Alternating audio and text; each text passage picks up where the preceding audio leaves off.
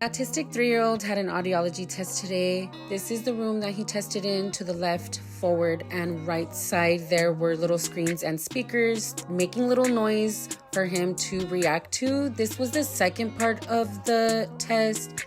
The doctor was convincing Michael to allow himself to complete this part of the test, which was quite challenging for Michael, but he cooperated for the most part. He did amazing. The audiology test was not completed thoroughly, so she did recommend for us to complete it under anesthesia.